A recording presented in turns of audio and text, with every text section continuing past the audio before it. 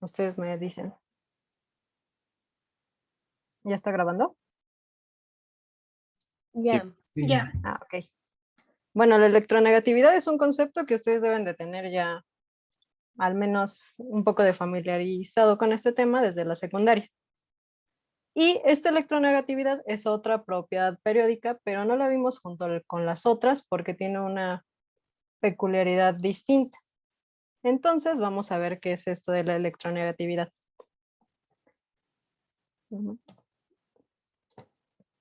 La electronegatividad es la capacidad que tiene un átomo de atraer los electrones hacia sí mismo dentro de un enlace químico. Aquí lo importante de este concepto de la electronegatividad es que es dentro de un enlace químico, no como la afinidad electrónica y energía de ionización, que era con átomos aislados. No, aquí la electronegatividad solo va a tener sentido cuando estemos en un enlace químico. Y yo quiero suponer que ya saben la tendencia de cómo va la electronegatividad desde que la secundaria, que lo vieron, pero vamos a tratar de explicarlo con un poquito de lógica. Aquí les puse como que una pista de una tabla periódica respecto a sus radios.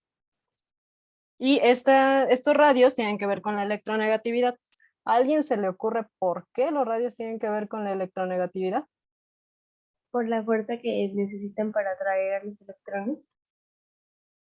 Ajá, pero según esto, la electronegatividad, ¿qué tendencia tiene? De lo que recuerdan de sus clases de secundaria, si se acuerdan. ¿Cómo va aumentando? Creo que Hacia era de la izquierda a derecha. derecha. Sí, Ay, ¿cuál es la izquierda? Esta es la izquierda. De ajá. izquierda a derecha, ajá, está bien. Y hacia arriba, ¿no? Y hacia arriba. ¿Pero por qué? Relacionando los radios y esta tendencia que dicen que va de izquierda a derecha y de abajo hacia arriba, ¿por qué se les ocurre?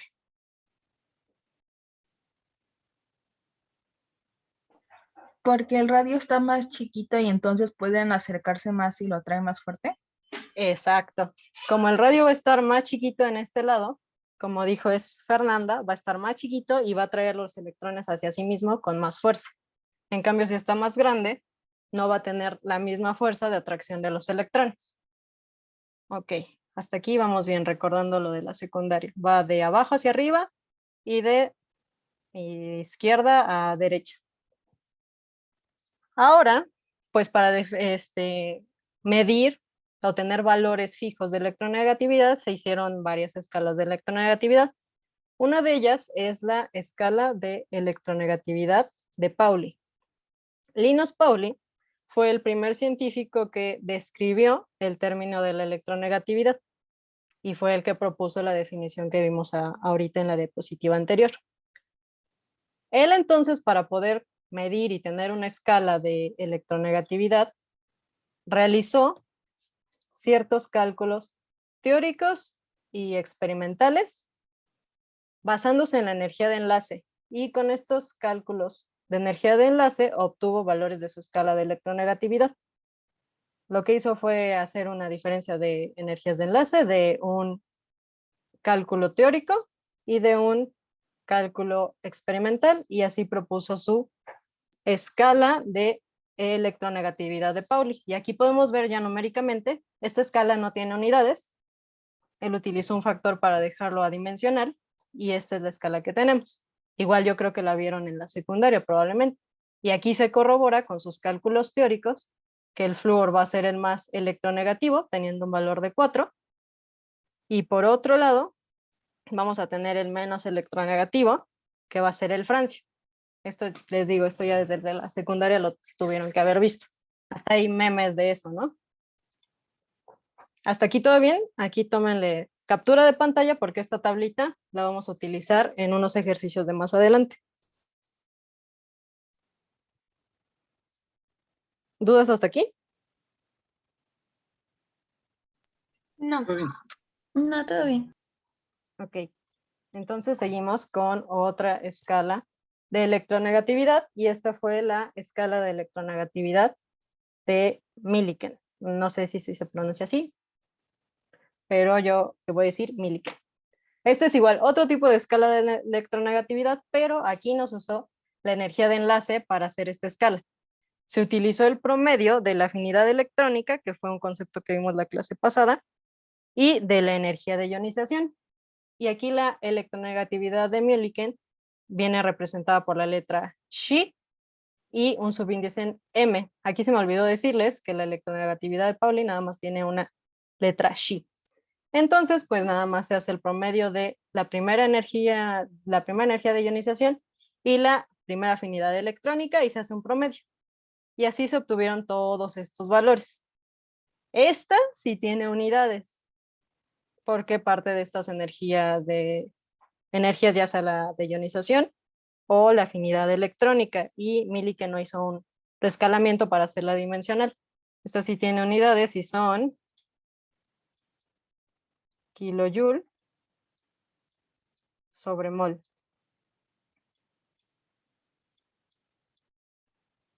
¿Ok? Sin embargo, la escala que más se usa sigue siendo la de Pauli, pero esta pues también se llega a utilizar en algunos casos. ¿Todo bien? Sí, ¿Hasta todo aquí? bien. Vale.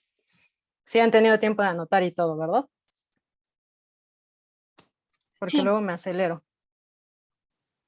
Entonces, ya terminando esto de electronegatividad, viendo sus conceptos generales, vamos a pasar a otro concepto, que vendría siendo el momento dipolar eléctrico. Vamos a poner dos ejemplos. Vamos a tener aquí a la molécula de hidrógeno y vamos a analizarla por sus electronegatividades. ¿Ustedes cómo la ven? Aquí en esta molécula de hidrógeno, ¿va a haber una diferencia de electronegatividades? No. No. No. No. Como son la misma molécula, pues la diferencia de electronegatividades va a ser cero. Entonces, como no va a haber esta diferencia de electronegatividad, los electrones que conforman el enlace van a estar a la misma distancia del hidrógeno 1 y del hidrógeno 2, por lo que su mapa de potencial se vería así, muy simétrico. La densidad electrónica va a estar en la misma proporción aquí y acá. Sin embargo, vamos a ver otro caso, que vendría siendo para el fluoruro de hidrógeno. Aquí, ¿cómo lo ven? ¿Habría una diferencia de electronegatividades? Ah, sí. Sí. Sí. ¿Qué creen que pasaría aquí? El flúor atraería los electrones del hidrógeno. Ajá, exacto. Como aquí hay una diferencia de electronegatividad, el flúor, pues para empezar ya sabemos que es el más electronegativo, va a jalar la densidad electrónica hacia él, lo cual va a generar una polarización. O sea, la mayor densidad electrónica va a estar del lado del flúor.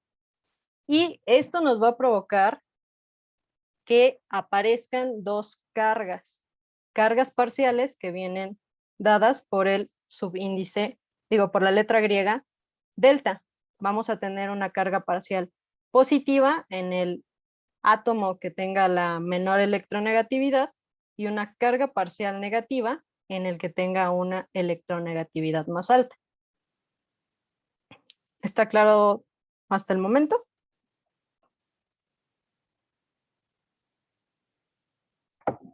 Sí.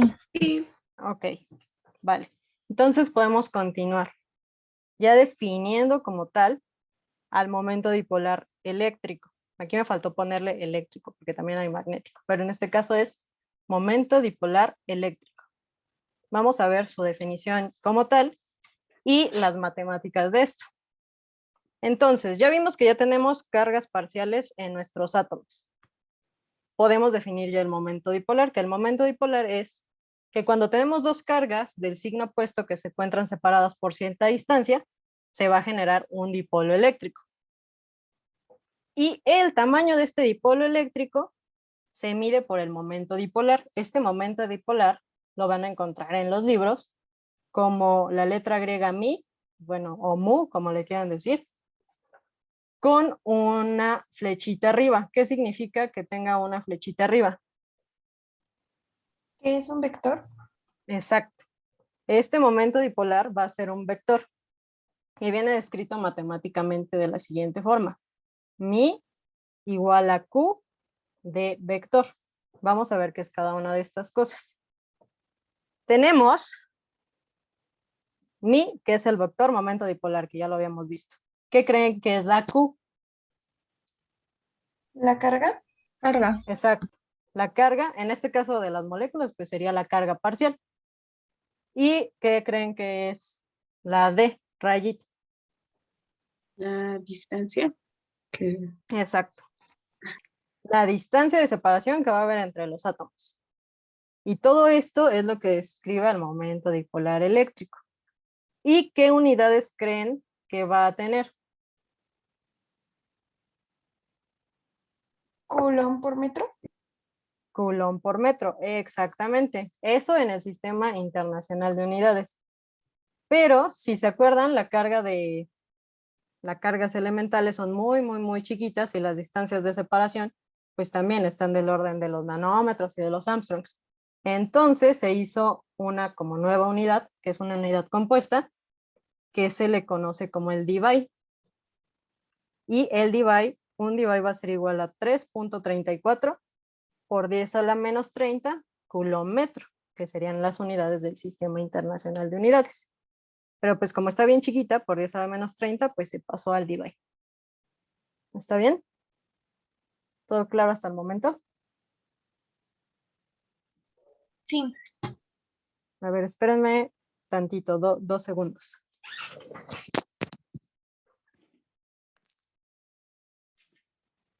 Ahora vamos a ver ciertas condiciones que pasan cuando tenemos distintos valores del momento dipolar.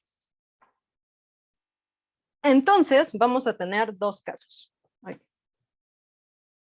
Cuando el momento dipolar va a ser igual a 0, vamos a estar hablando de una molécula no polar.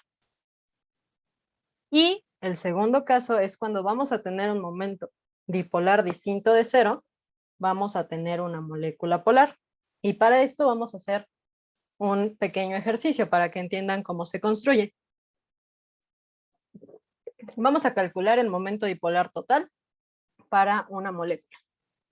En este caso va a ser el CO2. Para poder hacer eso tienen que hacer su estructura de Lewis. ¿Pueden hacer la estructura de Lewis del CO2? Ese está rápido, yo creo que como en 1 minuto y me la dicen cómo les quedó, ¿vale?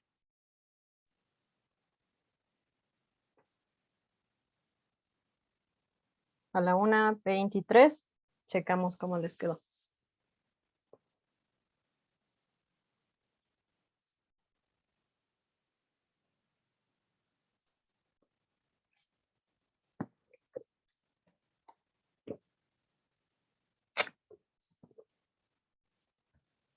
Ahí ya es la 1:23. ¿Sí acabaron? No, todavía no. Ok, entonces otro minuto más. Ya lo habíamos hecho la clase anterior, creo. No estoy segura, pero pues sí, Sí, díganme porque cómo. hemos juntado. Sí, ya lo habíamos hecho. ¿Así? Va. Entonces, ¿cómo queda? ¿Alguien que me quiera decir? O a ver, yo le pregunto a alguien. Ahorita, así al azar. Jocelyn Hernández. sí. ¿Sí? ¿Sí estás aquí? Sí, aquí estoy. Ok. ¿Cómo queda? Queda el carbono en el centro, Ajá. un oxígeno de cada lado Ok. y tiene dobles enlaces con los oxígenos. Aquí así. Ajá. Y los oxígenos tienen 4 electrones. Ok. Vale. ¿A todos les quedó así? Bueno, les dijeron que le hicieron la clase pasada, pero pues si no entraron, así queda. Dejen ahora se las pongo ya como virtualmente. Nada más era para ir siguiendo a Jocelyn. Queda así. A todos les debió de haber quedado así, o si no, pues chequen sus apuntes. Ahora vamos a poner la molécula con sus mapas de potencial de densidad, que vendría siendo así. Aquí tenemos El átomo menos electronegativo en esta molécula vendría siendo el carbono. Y los más electronegativos son el oxígeno. Para representar hacia dónde se va la densidad electrónica, se ponen estas flechitas, que es como una flechita con un más aquí. El más se pone en el menos electronegativo y la punta se pone hacia el más electronegativo. Y así se vería hacia dónde se jala la densidad electrónica. Pero vamos a ver si va a ser esta una molécula polar o no polar. ¿Ustedes así a simple vista qué creen que sea, polar o no polar? No polar. Polar. No polar. Ok, ¿por qué? Así a Porque simple como vista. se compensa, ¿no? O sea, de un lado tiene o sea, de ambos lados tiene la carga parcial negativa. Pues esa es una buena Porque respuesta. su electronegatividad, como tiene dos oxígenos a los lados, se cancelan porque una se va a un lado y otra al otro y queda en mu 0. Ajá, exactamente. Pero vamos a hacerlo formalmente, ¿no? Por si algún día les toca analizar otra molécula más compleja, que va a ser como que el siguiente ejercicio. Pero vamos a hacerlo como que lento. Primero, como el momento dipolar eléctrico es un vector, tenemos que poner un eje cartesiano, ¿no? Lo dibujamos. Y para poder desarrollar esto, vamos a poner nuestra estructura de Lewis en el eje cartesiano, de preferencia poniendo la molécula central en el origen para que todo sea más fácil. La pueden poner en cualquier lugar, pero a lo mejor el álgebra se vuelve un poquito más complicado, por eso yo recomiendo que la molécula central esté en el origen. Entonces, pues ponemos el carbono ahí en el origen y los otros dos oxígenos a la distancia equivalente que le corresponde. ¿Ok? Y ya pondríamos los vectores momento dipolar. Tendríamos este que va para acá, que sería positivo, porque está en el eje positivo de las X, y este que va para acá, que sería negativo, porque está en el vector negativo de las X. Y lo que dijo creo que Pamela y Fernanda, para sacar el momento dipolar total, vamos a hacer la suma de cada una de estos vectores. Entonces nos va a quedar así. El momento dipolar polar total va a ser el positivo más, pero aquí tiene un signo menos, el negativo, y eso nos va a quedar como un momento dipolar igual a 0, y por lo tanto va a ser una molécula no polar, como lo habían dicho todos.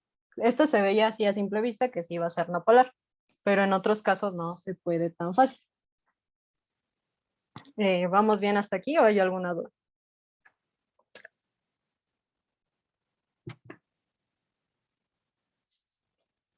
Todo bien. Ok, ahora vamos a hacer, Yo sí tengo una duda, perdón. alguien levantó la mano. Sí, yo.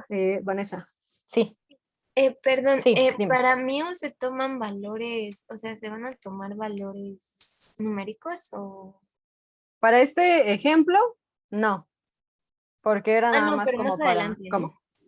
Ajá, ya a lo mejor en sus clases del futuro, sí, esto es como para ejemplificar casos genéricos de lo que pasa y cómo se van desarrollando. Pero pues sí, acuérdate que era el momento de poner la carga por la distancia y acuérdate que aquí va a haber cierta distancia de enlace y pues el valor de cada carga parcial y así ya se podría hacer el desarrollo. Pero al menos para ahorita, no. Pero sí se podría Gracias. ya con valores fijos. Sí, gracias. Ok.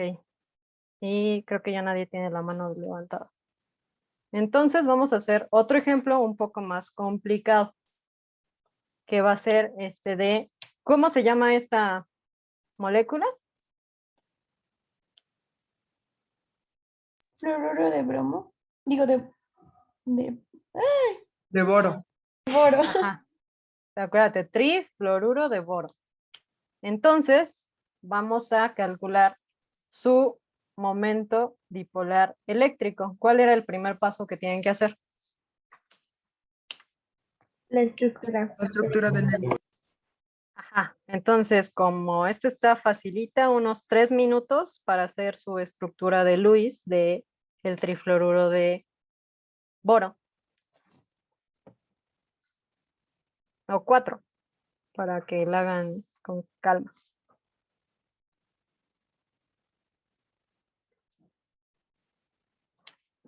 O bueno, 5. Ya se acaban antes, me dices.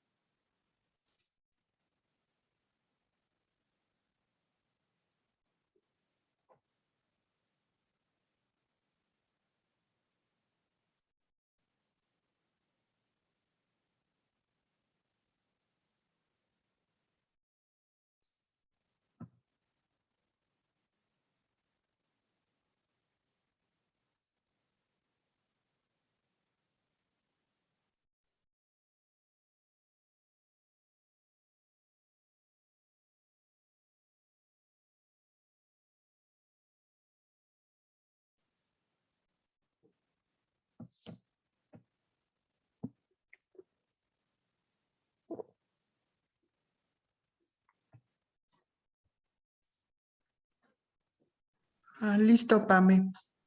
Va. Ya acabó Kendrick. Vamos a esperar a También yo. Yo igual. también. Ok. Bueno, son 3. Hay que esperar un poquito a los demás para que vayamos agarrando el hilo. O ahí pónganme en el chat si ya acabaron los demás. Y Y tres Fs alrededor y cada una tiene 6 electrones libres. así las pusiste. Las Fs. Ay, ¿sí? Sí. Y cada uno con sus 6 electrones. Ok, sí, sí está bien. Vale, si les salió a todos, les quedó así. Déjenlas, pongo la borro y les pongo ya la bien hecha. ¿A todos les quedó así? Sí.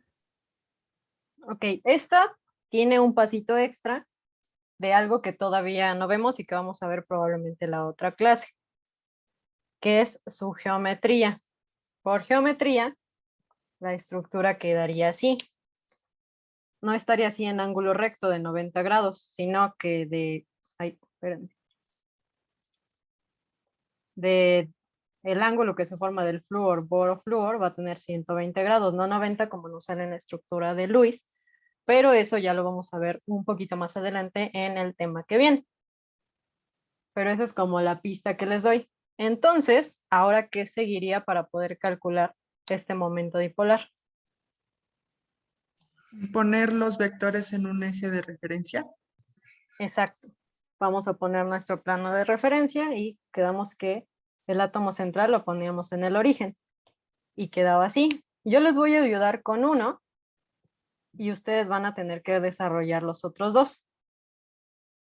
Vamos a poner el vector del momento dipolar que se forma de este boro a este flúor. Si se dan cuenta, la componente en X pues va a ser 0 y si va a tener una componente en Y y nos va a quedar así. Lo vamos a poner con vectores unitarios de estos que vieron en física. Acuérdense que el vector unitario ahí representa las X y el J a las Y. Como no hay una componente en X, se le pone 0 y como tiene cierta magnitud, pero no sabemos cuál, va a ser MJ. Ahora tendrían que ustedes desarrollar los vectores de momento dipolar eléctrico para este y para este. Les doy, ¿qué será? Unos 7 minutos para que los desarrollen. ¿Vale? Gracias. Creo que ahora sí ya. Recuerden si se nos pasa grabar. Un ángulo sería, bueno, a partir de X, y estarían en el tercer y cuarto cuadrante, ¿no? Estos dos. Ajá, pero ¿qué Ajá. ángulo sería? ¿Todo este? A ver, esperamos Ay, que creo sería que no se ve la 180 punta. como que más 45, ¿no? 35, tal vez. Acuérdate que todo este ángulo mide 120 Ah, pues y nos 120. interesa este ángulo para poder sacar la componente X y la componente Y. ¿Cuánto vale este Sería, ángulo? 120 serían unos 90, 30, Exacto, 30 grados. sería un ángulo de 30 grados. Sí. Y ahora, ¿cómo saca la componente X? Ya casi casi lo tienes todo. La magnitud, ¿cuál sería? Como aquí no la tenemos definida, le vamos a poner Ajá. magnitud de m. Ah, ok, sería entonces m, ¿qué es? X es coseno de 30 grados. Exacto. Pero ¿estamos en qué cuadrante? ¿En negativo Ah, o positivo? en el negativo. En el negativo. Entonces, ¿cómo Sería queda? menos m coseno Ajá. de 30 grados. Y por el vector unitario, acuérdate. Por y. Ujú. Por ahí. Y para y, ¿cómo queda? Es igual menos m, pero Ajá. ahora por seno de 30 grados. Exactamente. Por i. Exactamente. Quedaría así. Sí. Ah, Ok. j, perdón. Sí, J porque esa ya es la componente Componente. en Y, con su vector unitario. Ahora, como, a ver, otra persona. Eh, Pérez Fierro Daniela, ¿está presente?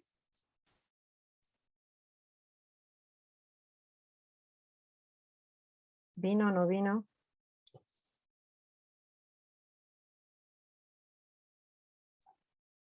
Creo que no vino. A ver, otra vez. González Pérez, Juan Manuel Jerusi, ¿está? ¿No vino?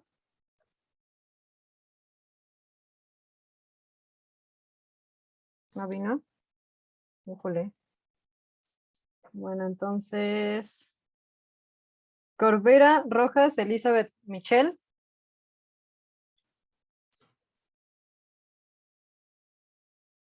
Esa sí vino, yo la vi en la lista de participantes de Zoom.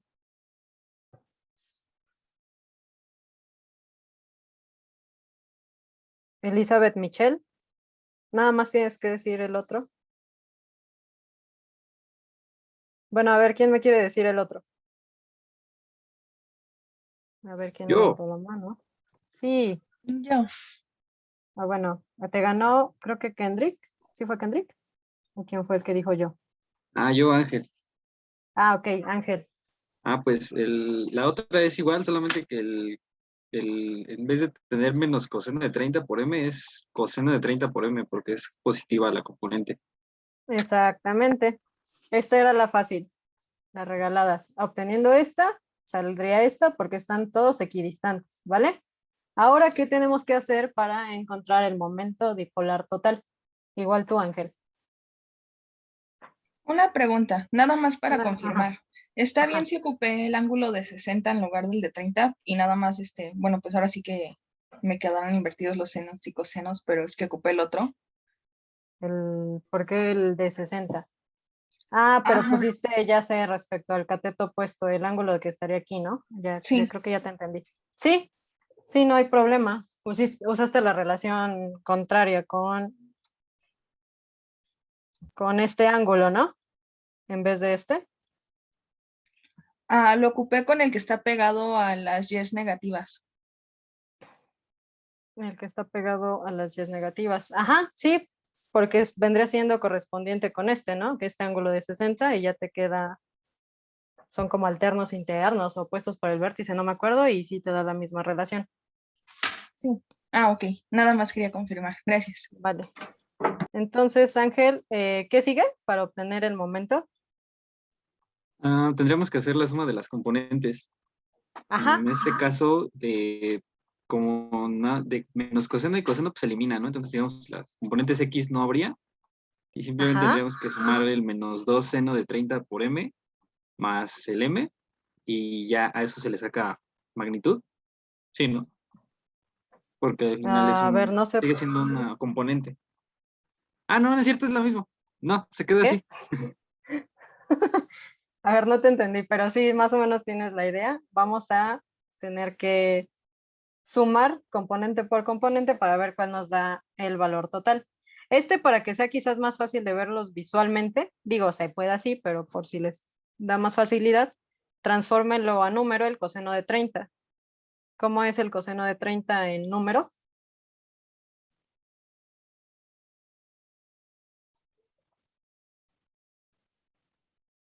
De eso que vieron en cálculo, de sus triángulos y eso, para que sea más fácil visualmente de ver.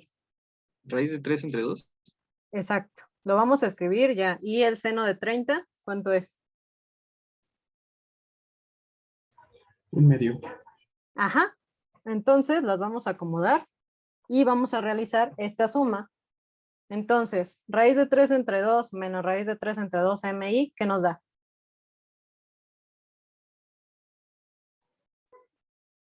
0. 0. Y más este 0, 0. ¿Ok? Menos 1/2, ¿cuánto es? Menos 1. Menos 1 más 1. 0. Entonces, ¿cuánto vale el vector momento dipolar total? 0. 0. 0. Entonces, ¿va a ser polar o no polar? No, no es polar. No es polar. Esta como que quizás visualmente parecería polar, ¿no? Así nada más Sí. de vista. Pero ya haciendo todo el desarrollo de los componentes de los vectores, llegamos a la conclusión que como la suma de todos sus momentos dipolares es 0, vamos a tener una molécula no polar. ¿Vale? Sí. ¿Dudas hasta aquí? Vanessa. Sí, perdón, Pamela. Es que no entendí por qué fue coseno de 30. Tomaste de referencia de donde está el eje X hacia el flúor. A ver, Para abajo. déjalo, lo pinto. ¿Te acuerdas cómo sacar componentes de vectores que viste en física? ¿O no? No. Ah, ok. Pues tienes un vector que vendría siendo, a ver, este. ¿Ok? Entonces Sí. quieres encontrar, este no está directo porque no está sobre los ejes, ¿vale? Por eso no podemos Sí. hacer lo que hice yo en este ejercicio. Entonces tienes que encontrar la componente que va a tener en X y la componente que va a tener en Y. Si te das cuenta aquí, esto que estoy pintando de rojo, vendría siendo una componente X, ¿ok? Sí. Y aquí para acá abajo, bueno, para acá, sería la componente en Y, ¿ok? Ajá. Y aquí se forma un ángulo ¿de qué? 90. De 90 grados. Entonces, tendrías que usar pues las identidades trigonométricas, o más bien las funciones trigonométricas para poder sacar la componente en X y la componente en Y. Aquí tenemos este ángulo, ¿ok? Sí. Que es el que estamos usando de nuestro triángulo. A ver, déjale borro porque ya es sencillo. ¿Ok? Entonces, ¿cuánto vale este ángulo completo? 120. Ay, es que no se ve. A ver, ¿me permites tantito? Es que están tocando la puerta, no me tardo. Sí, no te preocupes. Gracias. Entonces, pues ya lo que tú sabes de los ejes cartesianos es que de aquí a acá hay 90. Entonces, este pedacito, ¿cuánto sería?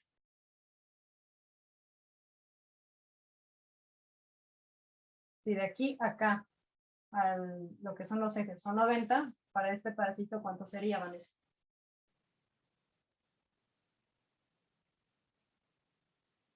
30. Ok, 30. Entonces, ya tenemos el ángulo y queremos encontrar las componentes. Entonces, ¿este qué cateto es? ¿Cuál? Es que no se ve. No se ve tu Perdón, puntero. sí, ya. Este. Ah, pues el opuesto, ¿no? El opuesto. ¿Y el opuesto corresponde a qué eje? Al Y. Al Y. Este, ¿qué cateto es? Adyacente. Adyacente. ¿Y a qué eje corresponde? X. Entonces, ya jugando con la trigonometría, vas a ver que para X va a ser coseno de 30, la componente en X, y seno de 30, la componente en Y. Y así es como Ah, se ya. llevó a este Sí, desarrollo. sí. Sí, ¿Ok? gracias, Pame. Sí, ya te entendí. Vale. ¿Más dudas? O ya continuamos. Yo, Pame. Sí. En este caso, se consideró la misma magnitud por tratarse del mismo átomo de flúor, ¿no? Ajá, exactamente. Todos van a estar equidistantes. Va a haber la Y en misma caso distancia de de que aquí a acá. fuera, bueno, que estuviera involucrado otro átomo, la magnitud ya sería diferente. Sí, porque no va a ser la misma distancia, no sé, si aquí fuera cloro, no va a ser la misma distancia boro-cloro que boro-flúor, y entonces aquí ya tendrían que meter, en vez, no sé, de M, una P, para describir que es una magnitud diferente. Ok. Muchas gracias, Pame. Sí.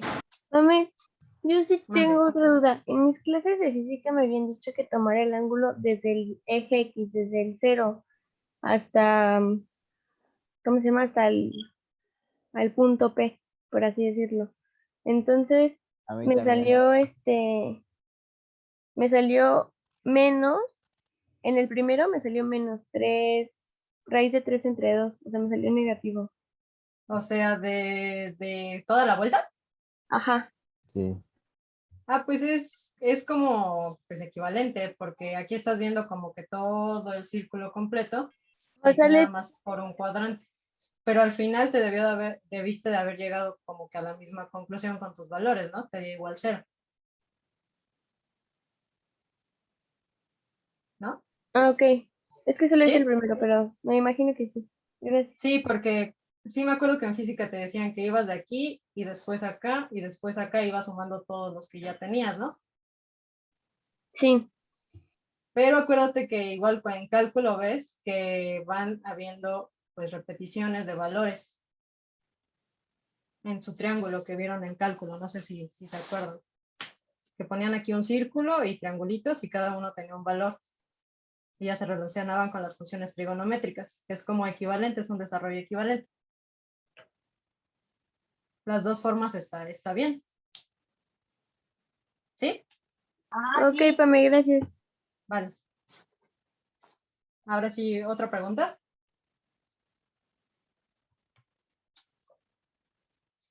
¿Ya no? Creo que ya no. Ahora sí, ya vamos a poder hablar de lo que son los enlaces químicos y los tipos de enlace que hay. Junto con la definición de electronegatividad y momento dipolar, vamos a definir qué es un enlace químico. Un enlace químico va a ser la interacción que mantiene unido a los átomos cuando forman compuestos. Y estos enlaces químicos se separan en distintos tipos. Según ustedes, ¿cuántos hay o cuántos conocen? Igual de la secundaria. 3. 3. ¿Cuál? El covalente, el polar y el covalente polar. Esos son como parte de uno mismo. Es el covalente, Iónico. el iónico y los puentes de hidrógeno. Ay, espérame, es que me hablaron. Metálico. Es el covalente, ¿cuál? El iónico Ajá. y creo que El ajá, el metálico. El metálico. metálico, exactamente. Tenemos el enlace iónico, que ahorita vamos a definir qué características tiene. El covalente, pero este a su vez tiene como ciertas ramificaciones. Tenemos el covalente polar, el covalente no polar y el covalente de coordinación.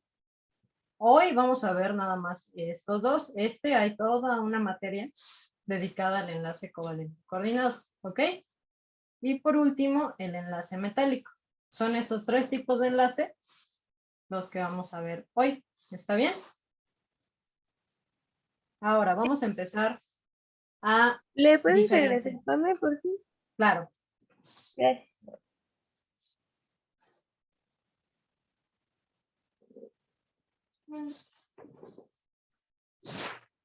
Listo, gracias. Ok. Ahora vamos a ver las características o cómo se forma un enlace iónico. De así de sus clases de secundaria, ¿qué se acuerdan de este enlace? Que son de diferencias de electronegatividades grandes. Exacto. Justamente es la primera que puse aquí. Esta va a ocurrir cuando tenemos una diferencia de electronegatividad muy alta entre los componentes del compuesto que se esté formando. ¿Qué otra cosa se acuerdan? ¿Qué ocurre entre un metal y un no metal? Exactamente. Esta ocurre en combinación de un metal y un no metal. ¿Por qué? Porque aquí hay diferencias de electronegatividades grandes entre estos dos. Entonces, si hay una diferencia de electronegatividad muy, muy, muy grande, lo que va a pasar es que el átomo más electronegativo le va a robar, así por decirlo en palabras como coloquiales, el electrón o los electrones de valencia al átomo menos electronegativo. Entonces, aquí lo que va a pasar es que se van a formar iones, uno con carga negativa y uno con carga positiva. Y por fuerzas de atracción culómbicas se va a dar este enlace. ¿Ok? Así a grandes rasgos, lo que ocurre en este enlace iónico es la transferencia de electrones del átomo menos electronegativo al más electronegativo. Este es como el enlace gandaya que luego salen los memes, ¿no? Aquí este le quitó su electrón acá y ahora se unen. ¿Ok? Sí. Vale, ahora vamos a otro. El enlace covalente. ¿Qué saben del enlace covalente? ¿Que se comparten los electrones? Ajá. ¿Y qué otras características se saben, así como las pasadas? ¿Qué No ocurre metal y no entre no metal. metales? Ocurre entre no metales. Ok. Que La son primera entre actividades similares. Exactamente. La primera otra vez los estamos deduciendo por electronegatividades. El enlace covalente va a pasar cuando existe poca o nula diferencia de electronegatividad.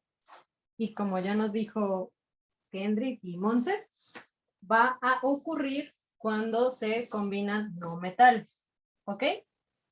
Entonces, como tienen diferencia de electronegatividad muy parecida o casi no tienen diferencia de electronegatividad, lo que va a pasar es que estos van a compartir sus electrones. Van a estar con los dos. Y eso va a ser lo que nos va a formar el enlace. Pero como ya vimos, aquí puede haber enlaces covalentes polares y covalentes no polares, por lo mismo de la diferencia de electronegatividad. Puede que no haya mucha diferencia de electronegatividad, pero con la poquita que haya, el más electronegativo va a jalar los electrones más cerca de sí mismo y eso va a generar que sean polares o no polares. ¿Ok?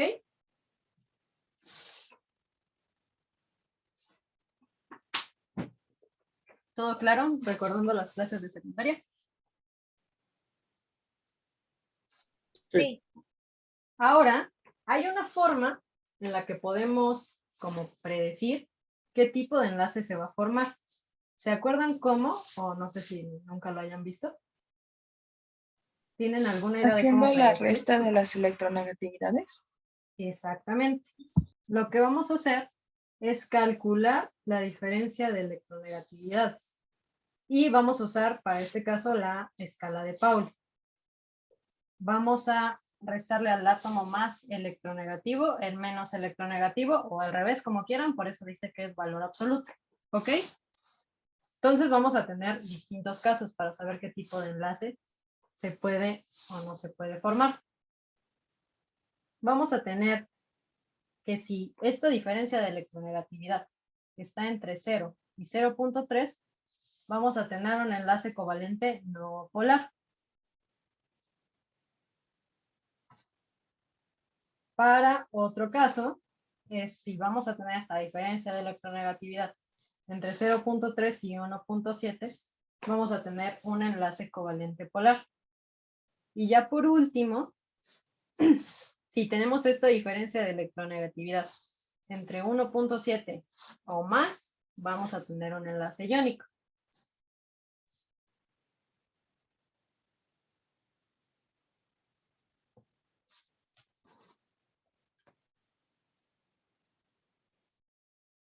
Es más, ahorita calculen para el cloruro de sodio, para el cloruro de hidrógeno y para el cloro. Y los clasifican, por favor. con esta diferencia de electronegatividad y me dicen qué le sale covalente polar, covalente no polar y su valor de diferencia de electronegatividad. ¿Los intervalos son abiertos o cerrados?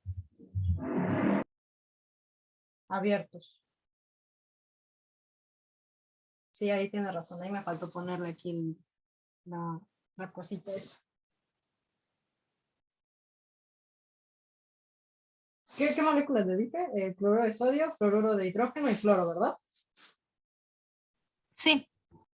Háganlo, tienen 5 minutos.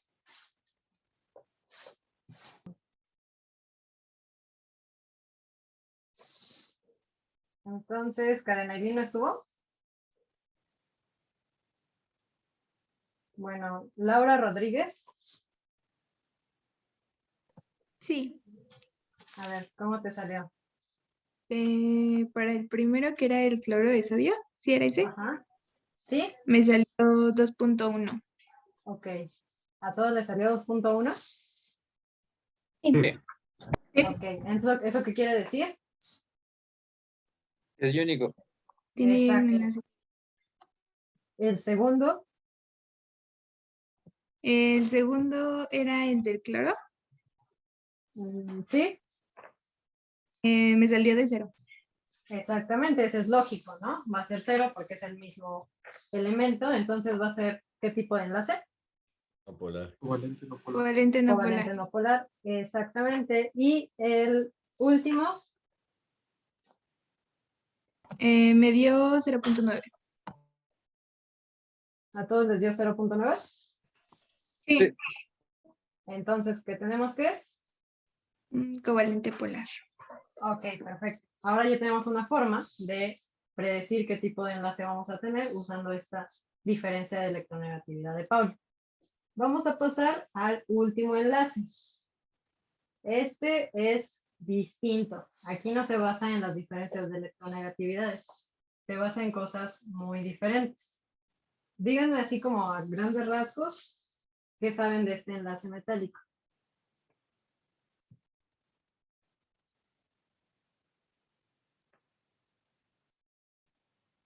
¿Es entre metales? Exacto. Yo creo que es lo único que tienen en mente, ¿no? Y Se como genera que entre comparten metales. todos los electrones como en un mar o algo así. Algo del mar de electrones. Exacto, pero ¿de dónde se habrá salido eso del mar de electrones? ¿O qué se imaginan que es? ¿Qué entienden por eso? El mar de electrones.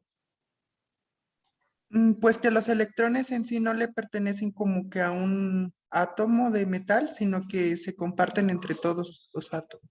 Entonces como que Exactamente. están en todas partes los electrones.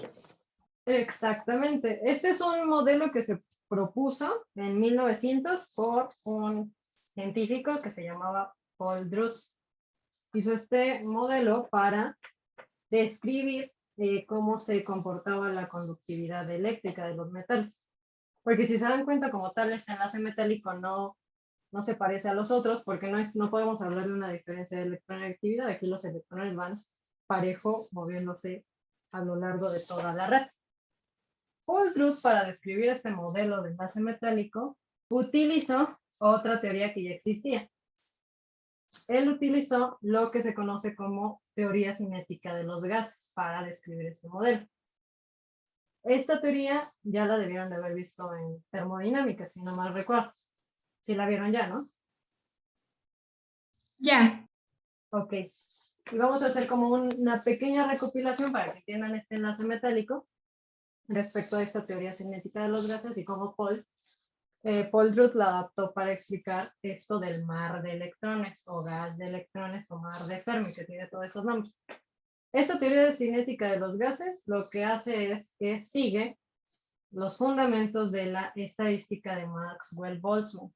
Y esta es una ecuación que aparece en la estadística de Maxwell-Boltzmann, que de momento solamente es ilustrativa. No la vamos a ver a profundidad. Esta ecuación nos dice el número promedio de partículas que va a estar en determinado conjunto de niveles de energía.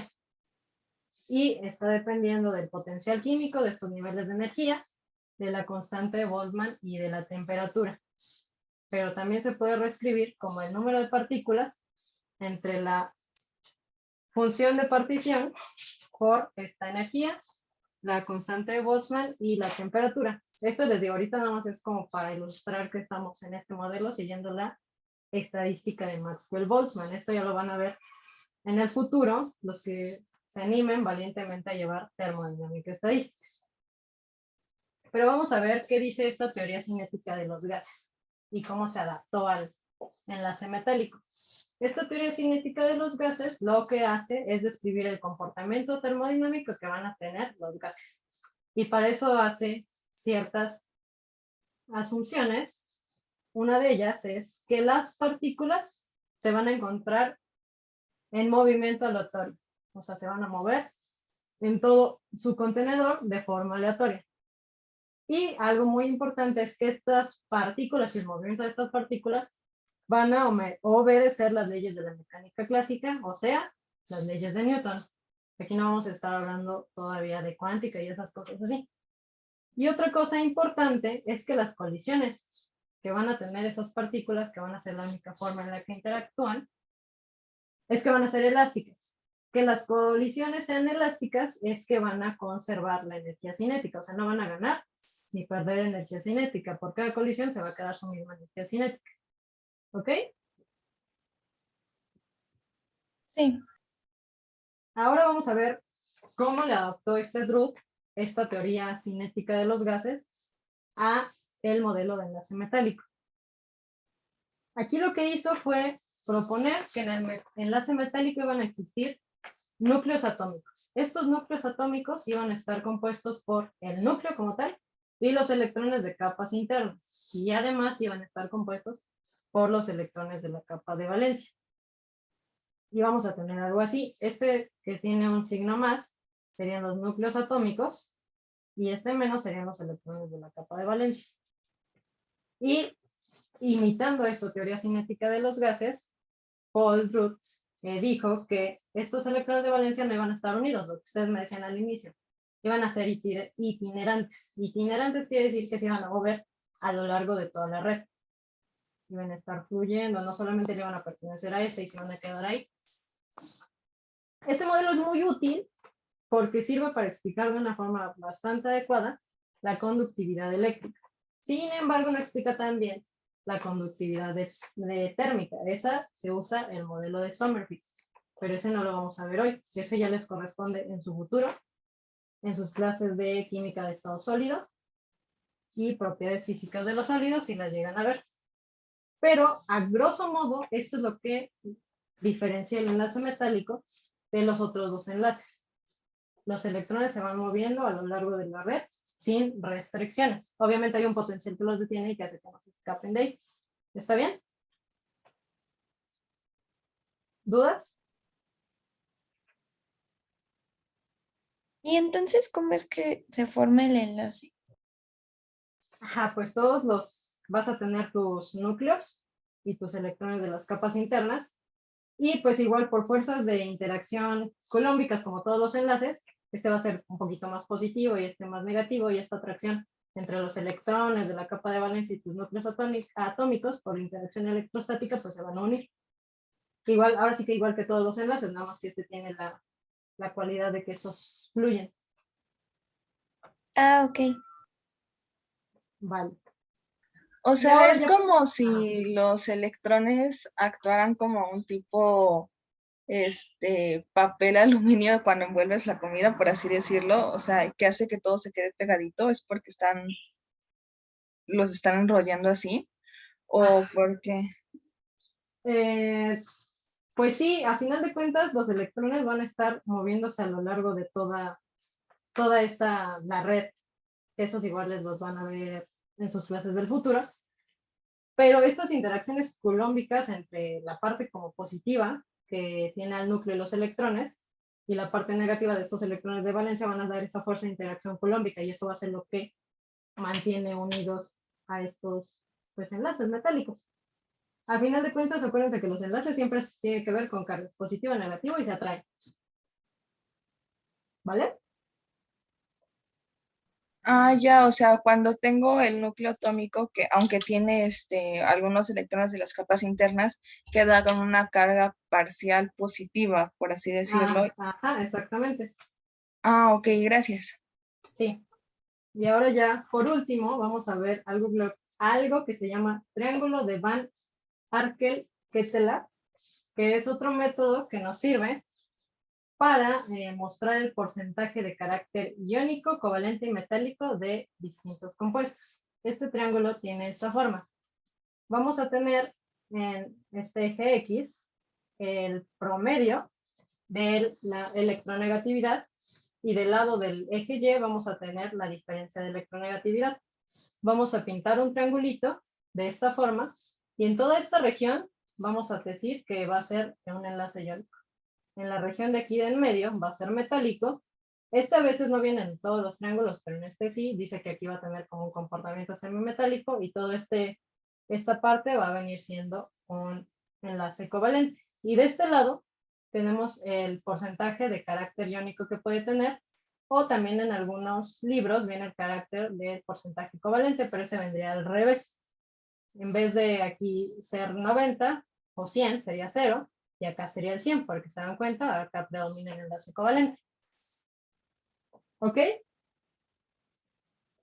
Solamente es calcular el promedio de la electronegatividad y la diferencia de electronegatividad y ubicar a los compuestos dentro del triángulo. Para que les quede un poquito más claro, vamos a hacer un ejercicio. Tendrían que ubicar el cloruro de sodio, el sodio y el ácido clorhídrico.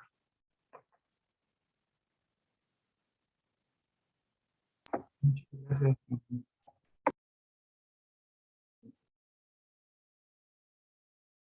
Hasta el jueves, profesora.